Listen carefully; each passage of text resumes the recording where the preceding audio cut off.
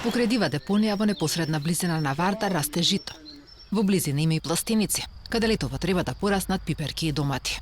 Овие култури се одгледуваат покрај една од најзагадените реки во Европа, чија вода според мерењата на Центарот за јавно здравје од Скопје во 97% од случаите била физичко-хемиски неисправна, додека 100% од земените мостри ланската година покажале и бактериолошка неисправност. Според ова, водата во Вардар е од 4-та и 5-та класа, што значи дека без претходно прочистување не сме да се користи за ништо, вклучително и за наводнување или капење. Костадинка Велјановска последниве години живее во Скопско поле, во близина на долното течение на Вардар. Понекогаш јаде и риба од овие води, но гледа дека нешто не е во ред. Од дете јадам риба и татко ми беше рибар, ама порано Вардар беше Вардар. Дури се продаваше рибата, толку беше, мислам, толку многу фаќа риба. И мажот ми исто. Ама сега, он повеќе му е и за занимација, арнома има и периоди кога е убава рибата, кога не мириса. А има периоди кога мириса и тогаш не ја јадеме, ја фрламе. Као некој прашок, чуден прашок, не знам да го опишам. Според мерењата од надлежните, најзагадено е долното течение на реката, каде се сливаат и сите фекалии од скопската канализација, што непречистена се испушта во Вардар.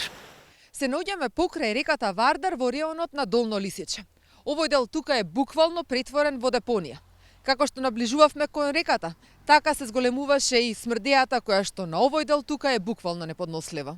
Од Скопскиот центар за јавно здравје укажуваат дека загадувањето доаѓа од луѓето, пред се од испуштањето на непречистени комунални отпадни води од урбаните населени места. Неопходно потребно е да се унапреди квалитетот на површинските води од реките заради потенцијалната опасност од користење на загадени води за наводнување и влегување на хазарди во ланецот на исхрана на добитокот и човекот. Граѓаните се свесни за загадувањето на водите, а дел од нив се загрижени за храната која се одгледува во близина на Вардар. Сите ние, ајде да не зборам, викаме ќе купиме од вардарски купус. Па тој е најпрљав. Ако земеш така, сите фекалии се од дозгоре у нивите, од долу у купусите. Ево дека све што е од поред Вардар, поготово надоле, градско, маското, све од Вардар црпат вода.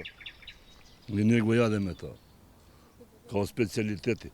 Кај нас у Франција нонстоп се мери, значи, загаденоста на водата и може да правиме било какви активности, да се бањаме, значи има кајак, има рафтинг на некои реки, така да жалосно е за Македонија што не се прави тоа. Скопје е еден од ретките европски градови каде и во 21 век водите од канализацијата се испуштаат директно во Вардар. Се уште не е почната изградбата на пречистителната станица, која беше најавена како решение за овој проблем. Таа ќе се гради на површина од 13 хектари во областа Трубарево, каде сега се слеваат сите скопски фекалии.